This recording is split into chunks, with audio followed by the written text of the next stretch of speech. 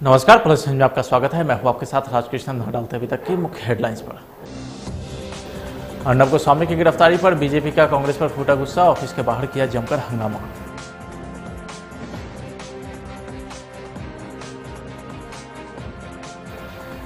जदयू से सस्पेंड हुए एमएलसी दिनेश सिंह बेटी को चुनाव जिताने के लिए जदयू कार्यकर्ता को दे रहे थे धमकी।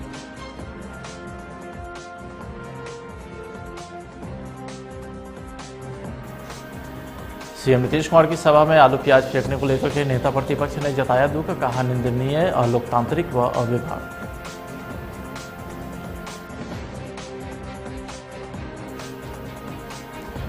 किशनगंज में नीतीश कुमार की सभा, बोले पंचायत में 50% का आरक्षण देकर महिलाओं को पुलिस के बराबर खड़ा किया।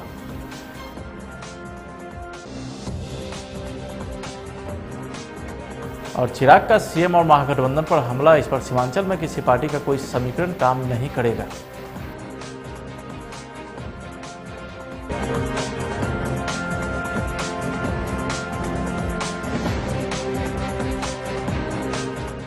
अब खबरें विस्तार से। मुंबई में रिपब्लिक टीवी के संपादक अर्नब गोस्वामी की गिरफ्तारी के बाद देश में आक्रोश का माहौल बन गया है। महाराष्ट्र सरकार के रवैये पर केंद्र सरकार के कई नेता ने अर्नब की गिरफ्तारी की तीखी आलोचना की है और कहा है कि यह सीधे तौर पर प्रेस की आजादी पर हमला किया गया है। तो वहीं गिरफ्तारी होने के बाद अर्नब गोस्वामी ने महाराष्ट्र पुलिस और उद्धव सरकार को कटघरे में खड़ा करते हुए कहा है कि आज कानून की धज्जियां उड़ाई गई है, मुझे पुलिस ने मारा और मेरे परिवार के साथ भी बदसलूकी की। पटना में कांग्रेस कार्यालय पर बीजेपी के कार्यकर्ता ने जमकर हंगामा किया। प्रदर्शन में बीजेपी विधायक संजीव चौरसिया भी शामिल रहे और उन्होंने कहा कि अर्नब गोस्वामी की गिरफ्तारी प्रेस की आजादी के खिलाफ है। बीजेपी के कार्यकर्ता ने कहा है कि महाराष्ट्र में शिवसेना और कांग्रेस की सरकार है, वो अपनी मनमर्जी चला रहे हैं और पत्रकारों को सच बोलने पर रोक लगाना चाहते हैं। मुझे मारा गया, मुझे मारा है, मुझे मारा गया, मुझे मारा है। बिहार विधानसभा चुनाव में प्रचार का दौर अब अंतिम चरण में है। राजनीतिक दलों के नेताओं ने प्रचार के लिए अपनी पूरी ताकत झोंक दी है। इसी क्रम में सीएम नीतीश कुमार ने किशनगंज के ठाकुरगंज में एनडीए प्रत्याशी नौशाद आलम के लिए चुनावी सभा की है। सीएम नीतीश कुमार ने कहा है कि हम पिछले 15 सालों से बिहार की सेवा करते आए हैं, अगर हमें फिर से मौका मिला तो हम बिहार के लोगों का सेवा करेंगे। हमने समाज के हर तबके का उत्थान किया है, जो पीछे हैं उन्हें मुख्य धारा से जोड़ने का भी काम किया।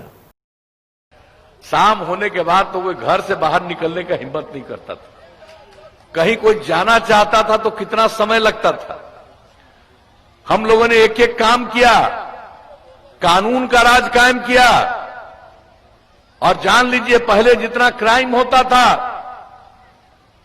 और अब उसमें कितनी कमी लाई, वैसे तो कोई संभव ही नहीं है। आदमी का कुछ का स्वभाव होता है, बाएं दाएं गड़बड़ सड़बड़ करता रहता है।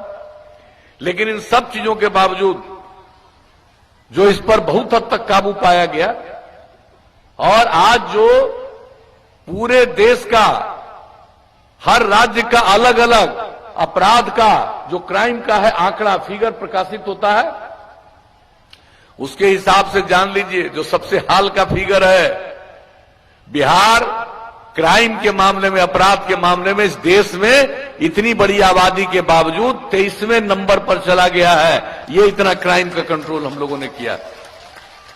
और इसके अलावे जो डेवलपमेंट का काम, विकास का काम, आप समझ लीजिए देश में सबसे अधिक विकास का दर है 12.84% और प्रति व्यक्ति आमदनी में जो वृद्धि हर साल हो रही है वह है 10.52%। एक एक काम हमारे साथी ने बता दिया। पहले जिनको काम करने का मौका मिला, भाई क्या बिहार का बजट रहता था 24,000 करोड़ से भी कम, और आप लोगों ने हम लोगों को मौका दिया। अब बिहार का बजट है 2,11,000 करोड़ से भी ज्यादा। तो हम तो काम करते। और पहले बजट भी रहता था, नौकरी करने वाले को समय पर तनख्वाह तक नहीं मिलता था, बुरा हाल था, विकास का कोई काम नहीं होता था, न सड़क का, न पुल का, न स्कूल का, न अस्पताल का। और आप लोगों ने मौका दिया, हर का काम किया।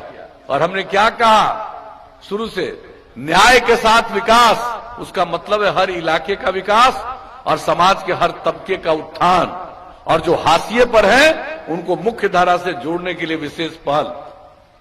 बिहार में विधानसभा का चुनाव जारी है। दूसरे चरण का मतदान खत्म भी हो चुका है, लेकिन तीसरे चरण की वोटिंग के लिए प्रचार जारी है। बीते दिनों मधुबनी के हरदाखी में सीएम नीतीश कुमार की सभा के दौरान आलू प्याज फेंके जाने के मामले पर कहीं सियासत हो रही है तो कोई इसकी निंदा भी कर रहा है। नेता प्रतिपक्ष तेजस्वी यादव ने ट्वीट के माध्यम से इस घटना की निंदा की है। तेजस्वी यादव ने अपने ट्वीट में लिखा है कि चुनावी सभा में किसी ने आदरणीय मुख्यमंत्री नीतीश कुमार जी की ओर प्याज फेंका, यह पूर्णतः निंदनीय, अलोकतांत्रिक और अवांछनीय व्यवहार है। लोकतंत्र में प्रतिरोध की अभिव्यक्ति सिर्फ मतदान में होनी चाहिए और इसके अलावा कोई भी तरीका स्वीकार्य नहीं हो सकता। बिहार विधानसभा चुनाव के तीसरे चरण के मतदान को लेकर के लोजपा नेता चिराग पासवान ने नीतीश कुमार के साथ महागठबंधन पर तीखा प्रहार किया है। उन्होंने कहा है कि दूसरे चरण के मतदान के बाद लोजपा और भाजपा की पूरी मजबूती देखने को मिल रही है, लेकिन यह साफ हो गया है कि मौजूदा मुख्यमंत्री नीतीश कुमार फिर से मुख्यमंत्री नहीं बनेंगे। ये दो चरण के मतदान से स्पष्ट हो गया है, इसमें कहीं कोई शक नहीं रह गया है। लोजपा प्रमुख ने यह भी कहा है कि सीमांचल को लेकर के दावे करने वाले पार्टी में कोई दावे नहीं चलेंगे। इस बार कोई समीकरण नहीं चलने वाला है। मैं जानता हूं कि सीमांचल को लेकर महागठबंधन मजबूत दावे कर रहा है, क्योंकि वो अपने ही वोट बैंक की पॉलिटिक्स कर रहा है। कितने प्रतिद्वंदी हैं? देखिए, अब तो जहाँ तक भाई लोजपा भाजपा की बात रही तो हम लोगों की मजबूती तो खैर पूरी तरीके से रहेगी, बट मौजूदा मुख्यमंत्री अब दो चरणों ने कम से कम इतना तो स्पष्ट कर दिया, उसमें तो अब कहीं कोई डाउट नहीं रहना चाहिए कि मौजूदा मुख्यमंत्री कभी दोबारा प्रदेश का मुख्यमंत्री नहीं बन रहा। लेकिन अब लग रहा है कि जो तीसरे चरण का मतदान होगा, खास करके सीमांचल का एरिया है, महागठबंधन का दावा है कि सबसे ज्यादा मजबूत हम हैं। कांग्रेस कह रही है कि हम वहीं पर सबसे ज्यादा सीट जीतेंगे। देखिए, इस बार कोई दावे नहीं चलने वाले, इस बार कोई समीकरण नहीं चलने वाला। मैं समझ रहा हूँ कि सीमांचल के इलाके को लेकर महागठबंधन क्यों ये दावे कर रहा है, क्योंकि वो अपनी वही वोट बैंक की पॉलिटिक्स देख रहा है। इस बार मतदाता सिर्फ और सिर्फ विकास के नाम पर, इस बार सिर्फ और सिर्फ रोजगार पलायन के नाम पर, सिर्फ इन चीज़ों को ध्यान में रख के मतदाता मतदान अपना कर रहा है। तो कोई सोचे कि उनका वोट बैंक, भाई मुख्यमंत्री जी का वोट बैंक नहीं रहा तो बाकियों का वोट बैंक क्या रहेगा? मुख्यमंत्री वहीं कैंप कर लिए हैं तो करेंगे ही। परेशान है भाई, पहले दो फेज हार है, अब इस हार को शर्म से बचाने के लिए, एकदम शर्मनाक हार ना हो जाए, उससे बचाने के लिए पूरी आखिरी जो जद्दोजहद है उसको करने की कोशिश करेंगे। बिहार विधानसभा चुनाव के रण में शाह मत के खेल के बीच गोलियों की तड़तड़ाहट ने एक बार दहशत कायम कर दी है। शिवहर के बाद समस्तीपुर में एक प्रत्याशी को गोली मार दी गई। कल्याणपुर विधानसभा से युवा क्रांति दल के प्रत्याशी सूरज दास को मॉर्निंग वॉक के दौरान बाइक सवार अपराधियों ने गोली मारी है, जिसे आनंद फानंद में इलाज के लिए निजी क्लिनिक में भर्ती कराया गया है। 4/11/2020 को सुबह में मुफस्सिल थाना प्रभारी को सूचना प्राप्त हुई सुबह 5:30 बजे कि कल्याणपुर विधानसभा के एक प्रत्याशी है संजय दास, जो युवा क्रांतिकारी दल इंडिपेंडेंट कैंडिडेट है, उनको जांग में गोली लग गई, जिसमें सूचना प्राप्त होने पे त्वरित कार्रवाई करते हुए थाना प्रभारी स्वयं घटनास्थल पर पहुंचे और घायल संजय दास को इलाज के लिए सदर अस्पताल भेजा गया। उनके बाएं जांघ और घुटने के बीच में गोली लगी थी। उनसे प्रारंभिक पूछताछ में और डॉक्टर से इलाज के उपरांत उनसे जब पूछताछ किया गया तो उनके द्वारा बताया गया कि गुड्डू दास नाम का व्यक्ति है, 3 अन्य लोगों के साथ उन पर गोली चलाई गई है, जिसके संबंध में FIR संख्या 460/20 दर्ज किया गया। उनके द्वारा बताया गया कि वो सुबह में बाहर निकले थे खेत के तरफ और उन्होंने बॉडीगार्ड को पहले रोक दिया था, और तब जब बॉडीगार्ड को उन्होंने रोका तो आगे बढ़ने पर वो खेत की तरफ आगे बढ़े तो मोटरसाइकिल पे 4 लोग आए, जिसमें से एक गुड्डू दास को पहचानते थे। उनके द्वारा गोली चलाई गई जो उनके जांघ और घुटने के बीच में लगी। त्वरित कार्रवाई करते हुए मुफस्सिल थाना प्रभारी के द्वारा अभियुक्त गुड्डू दास गुड्डू कुमार उम्र 35 वर्ष साकिन बिशनपुर मुफस्सिल थाना को गिरफ्तार कर लिया गया।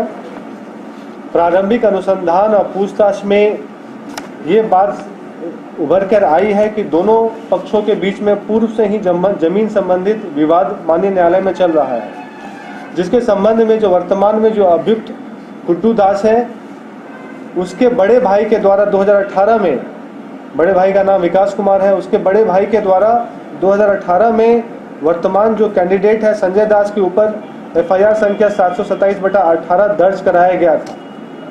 इस तरह प्रारंभिक पूछताछ में ये चुनाव से संबंधित न लगकर आपसी रंजिश और जमीन संबंधी विवाद के कारण यह घटना कारित होने की बात सामने आई है। बिहार विधानसभा चुनाव के तीसरे और आखिरी चरण में चुनाव प्रचार करने यूपी के सीएम योगी आदित्यनाथ कटिहार पहुंचे। जनसभा को संबोधित करते हुए उन्होंने कहा है कि बिहार में घुसपैठ की समस्या को लेकर कटिहार घुसपैठियों की समस्या से त्रस्त है। बिहार में एनडीए की सरकार बनने पर घुसपैठियों को निकालकर बाहर फेंकेंगे। जब अवसर मिला तो एक परिवार ने, कांग्रेस में भी एक परिवार और राजद का भी एक परिवार, उसमें परिवार ही पार्टी है और पार्टी ही देश है। उससे बाहर दृष्टि ही नहीं है, उससे बाहर सोचना ही नहीं है। और ये लोग उसी को लेकर के, पार्टी और परिवार से बाहर इनकी दृष्टि ही नहीं है। तीसरे चरण की वोटिंग के पहले जदयू के अंदर खाने से इस वक्त की बड़ी खबर सामने आ रही है। बागियों से परेशान जनता दल यूनाइटेड ने कड़ा कदम उठाते हुए एमएलसी दिनेश सिंह को पार्टी से निलंबित कर दिया। नीतीश कुमार के बेहद करीबी माने जाने वाले दिनेश सिंह को पार्टी ने 6 साल के लिए निलंबित किया है। दिनेश सिंह की बेटी कोमल सिंह गायघाट से एलजेपी की उम्मीदवार है और दिनेश सिंह लगातार अपनी बेटी के पक्ष में चुनाव प्रचार कर रहे थे। दिनेश सिंह पर आरोप है कि उन्होंने गायघाट विधानसभा क्षेत्र से जुड़े जदयू कार्यकर्ता और नेताओं को धमकाने का काम किया है। जदयू नेतृत्व तक के बाद पहुंचकर आखिरकार उन पर एक्शन लिया गया और पार्टी के प्रदेश अध्यक्ष वशिष्ठ नारायण सिंह के निर्देश पर उन्हें 6 साल के लिए निलंबित कर दिया गया है। आज कल जिस तरह से हमारी गायघाट में माननीय मुख्यमंत्री जी की सभा थी, उस जगह पर लोजपा का प्रत्याशी हमारे पार्टी के एमएलसी दिनेश प्रसाद सिंह जी की पुत्री लड़ रही है, जो उसमें उनको दल के विरोध में और काम करने में पाया गया है और हमारे कुछ कार्यकर्ताओं के साथ दुर्व्यवहार करने का काम किए हैं, तो उन्हें भी कल हम लोग तत्काल प्रभाव से प्रदेश नेतृत्व के आदेशानुसार रवि नंदन जी आए हैं, उसी के लेकर कि दिनेश प्रसाद सिंह को भी पार्टी से आज प्राथमिक सदस्य 6 वर्षों के लिए निष्कासित किया गया है। संजीव वर्मा जी उनको निष्कासित किया गया और चुनाव आने पर उनको टिकट दे दिया गया। तो वो जो थी बालिका गृह में, उस पर कोई प्रूफ नहीं हुआ है कि वो दोषी है। उनके घर से केस अलग, उसका हस्बैंड और पत्नी दोनों हमारे पार्टी में, मान लीजिए मंजू वर्मा है, हमारे पार्टी में मंजू वर्मा है, उनके पति हमारे पार्टी में पदाधिकारी नहीं है, इसीलिए मंजू वर्मा पर कोई आरोप नहीं हुआ है। चल रहा है मामला, कोई गठित इस पर नहीं हुआ है कि यह आरोपित हो चुकी है। खबर सासाराम से है, जहां मुफस्सिल थाना क्षेत्र के उचितपुर में खाना बनाने का रसोई गैस सिलेंडर अचानक रिसने लगा, जिससे उसमें आग लग गई, जिसके बाद आग फैल गई। आग को बुझाने के क्रम में 3 लोग झुलस गए हैं। झुलसते हुए लोगों को इलाज के लिए सासाराम के निजी क्लिनिक में लाया गया है। तीनों घायल एक ही परिवार के सदस्य हैं।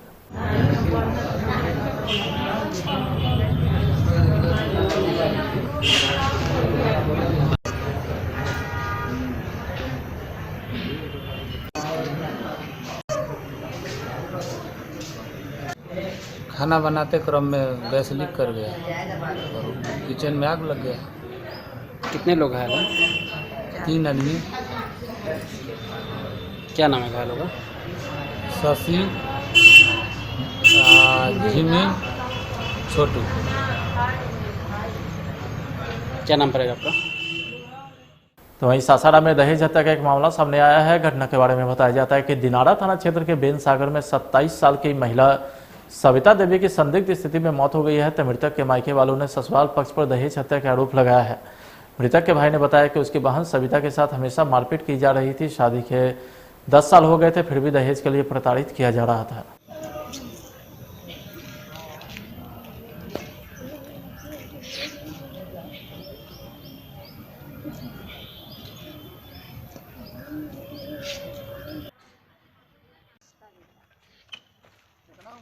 देखिए, कल हम 12 बजे मेरे को कॉल आया इनके गांव से। मैंने नंबर दिया हुआ था अपनी बहन को, बोला था कि कोई भी अगर दिक्कत होगी तो मुझे फ़ोन करना। 12 बजे मुझे फ़ोन आया कि बाबू आपकी बहन को मारा जा रहा है, जहर दिया गया है।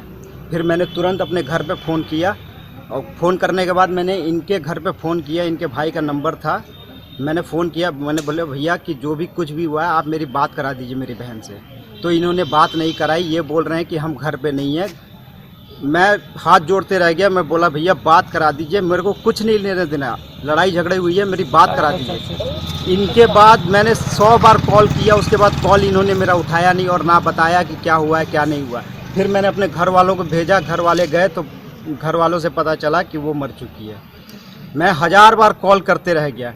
मैंने इनके ससुर से बोला था कि अगर कोई भी दिक्कत होगी तो आप बताइएगा, कोई भी झगड़ा होगा बताइएगा। यहाँ तक कि मर गई, लेकिन इनके परिवार ने मुझे ये तक नहीं बताया कि क्या हुआ है क्या नहीं हुआ है। कारण क्या लग रहा है आपको? मौत का कारण क्या लग रहा है? मौत का कारण देखिए, अब मैंने घर वालों को भेजा तब पता चला कि फांसी लगाया गया है इसको। ऐसा कदम क्यों उठाया गया? ऐसा कदम उठाया गया है कि शुरुआत से उसके घर में दहेज के लिए, यहाँ तक कि जिस दिन विदाई हुई थी मैंने इसके ससुर से बोला था कि अगर कोई भी दिक्कत होगी, इसके ससुर ले गए थे इसको इसलिए क्योंकि इसके खाते में 35,000 रुपये, ये सरपंच थी अपने गांव की, पंच थी अपने गांव की, इसके खाते में पैसे आए थे। पैसे निकालने के लिए इसको यहाँ से इसके ससुर लेके गए थे ज़बरदस्ती, पैसे के कारण, और कोई लेना देना नहीं था पैसे के। मैंने उनसे बोला भी था कि अगर जो पैसे अगर चाहिए तो आप हमें बता दीजिएगा। पहले भी शिकायत की गई थी? पहले भी 1000 बार शिकायत हुई है, 1000 बार इसको मारा पीटा गया है, मार पीट के इसको भगाया गया है। 1000 बार हमने विनती करी है कि अगर आपको कोई भी दिक्कत है, पैसे की भी दिक्कत है, आप बोलिए हमें। क्या नाम है मृतका का? सविता कुमारी नाम है। कहाँ शादी हुई थी? बेनसागर। बेनसागर। पति का नाम? पति का धर्मेंद्र।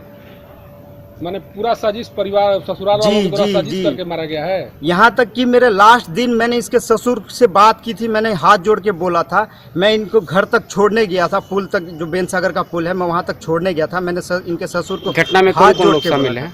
घटना में पूरा परिवार शामिल है सर। कौन कौन? इनके जो एक हस्बैंड, ससुर, सास और जो भाई है वो भी। इनका भाई का नाम अशोक है, मेरे पास रिकॉर्डिंग है। मैंने फ़ोन किया, मैंने पूछा कि आप कौन बोल रहे हैं, तो ये बोले कि मैं अशोक बोल रहा हूँ। मैंने बोला ठीक है, आप बात करा दीजिए मेरी, खाली मेरी बहन से मेरी बात करा दीजिए। इन्होंने फ़ोन काट दिया मेरा। उसके बाद मैंने बहुत बार ट्राई किया फ़ोन लगाने के लिए, लेकिन अच्छा, मायके कहाँ है मृतका का? अर्थू है। अर्थू। कौन थाना पड़ता है? दिनारा थाना में। ससुराल और मायके दोनों दिनारे में थाने में? जी, दोनों दिनारा थाने में है। क्या नाम पड़ेगा आपका? अभय कुमार। कौन लगता है? हाँ, मैं भाई लगता हूँ उसका। बड़ा भाई? जी, बड़े उसके चाचा का। घटना कैसे हुआ है? घटना तो बता रहा था कि उसका पति ने मार डाला है। कहाँ की घटना है? बेनसार का है। कौन थाना? दिनारा थाना। क्या ना है, कैसे किस तरह से हुआ घटना ये?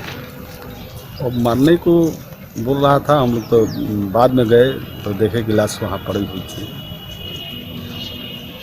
माने किस तरह के विवाद था ये पति पत्नी में? पति पत्नी में अब तो विवाद पहले से, हमारा गांव से 3-4 किलोमीटर दूरी है। अररिया में तीसरे और आखिरी चरण के लिए विधानसभा चुनाव को लेकर के एनडीए गठबंधन महागठबंधन के स्टार प्रचारक ने अपने प्रत्याशी के समर्थन में पूरी ताकत झोंक दी है। आपको बता दें कि आखिरी चरण का चुनाव 7 नवंबर को होना है, जिसके लिए कल यानी 5 नवंबर को शाम 5 बजे तीसरे और आखिरी चरण के चुनाव प्रचार का शोर थम जाएगा। इसी को लेकर अररिया जिला के विभिन्न जगह पर कई दिग्गज अपने प्रत्याशी के समर्थन में जनसभा को संबोधित किए हैं।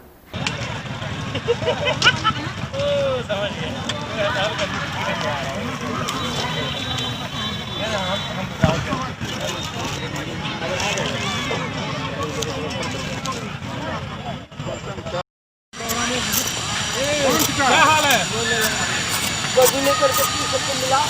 राजू भाई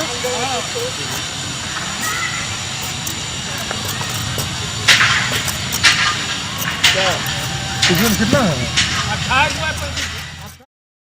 यहाँ राहुल गांधी जी आ रहे हैं, जो हमारे AICC के पूर्व अध्यक्ष रह चुके हैं, और यह बृहद कार्यक्रम हो रहा है। यहाँ कांग्रेस के जितने भी उम्मीदवार हैं वो भी, और जो महागठबंधन के उम्मीदवार हैं वो भी यहाँ शामिल होंगे। साथ ही उनके साथ अन्य बड़े नेता, जैसे हमारे बिहार प्रदेश कांग्रेस के अध्यक्ष मदन मोहन झा, AICC के हमारे बिहार के प्रभारी Shakti Singh Gohil, secretary all India Congress के अजय कपूर, और सेक्रेटरी ऑल इंडिया कांग्रेस के वीरेंद्र सिंह राठौर, अखिलेश सिंह पूर्व मंत्री इत्यादि अनेकों लोग उनके साथ शामिल होने आ रहे हैं। और निश्चित रूप से ये कार्यक्रम अररिया की जनता के सहयोग से काफ़ी सफल होगा, क्योंकि अररिया की जनता का सहयोग हमारे महागठबंधन के प्रत्याशी, कांग्रेस के प्रत्याशी आबिदुर रहमान के प्रति काफ़ी समर्पण की भावना अररिया की जनता के लोगों का है। और हम लोगों को उम्मीद है कि कल उनका पूरा सहयोग मिलेगा और इस अपार जनसभा में वे शामिल होंगे और निश्चित रूप से हमारे राहुल गांधी का अररिया की धरती पर काफ़ी जोर शोर से अररिया के लोगों के द्वारा स्वागत किया जाएगा। जेल में बंद पूर्व सांसद मोहम्मद शाहबुद्दीन के लिए सुरक्षा आश्वासन देने में दिल्ली सरकार और बिहार पुलिस की अनिच्छा के बीच दिल्ली उच्च न्यायालय ने सुझाव दिया है। न्यायालय ने कहा है कि वो अपने परिवार को यहां बुलाकर भेंट कर सकते हैं। गैंगस्टर से नेता बने शाहबुद्दीन तिहाड़ जेल में बंद है और सिवान जाना चाहते हैं। उच्चतम न्यायालय ने राष्ट्रीय जनता दल के पूर्व नेता शाहबुद्दीन को 2018 में बिहार की सिवान जेल से तिहाड़ जेल में शिफ्ट किया था। हत्या के एक मामले में आजीवन कारावास की सजा काट रहे शाहबुद्दीन ने सिवान जाने के लिए इस आधार पर कस्टडी पैरोल मांगी थी कि उनके पिता का 19 सितंबर को निधन हो गया और अपनी मां के साथ समय बिताना चाहते हैं। शाहबुद्दीन ने अपनी मां के अस्वस्थ होने का हवाला भी दिया। दिल्ली और बिहार सरकार के वकीलों ने कस्टडी पैरोल की स्थिति में शाहबुद्दीन की सुरक्षा सुनिश्चित करने के लिए जस्टिस ए.के. भंबानी के समक्ष जरूरी आवश्यकताओं का जिक्र किया है। दिल्ली सरकार के अतिरिक्त अस्थायी वकील संजय लाव ने कहा है कि बिहार में कैदियों की सुरक्षा के लिए दिल्ली पुलिस को जिम्मेवार ठहराया नहीं जा सकता। उन्होंने कहा है कि बिहार ले जाना मुश्किल होगा क्योंकि उनके साथ जाने के लिए पुलिस के एक पूरी बटालियन की जरूरत होगी और कोविड-19 महामारी के कारण ट्रेन भी सामान्य रूप से नहीं चल रही। फिलहाल आज की खबर में इतना ही। आप देखते रहिए प्लस न्यूज। नमस्कार।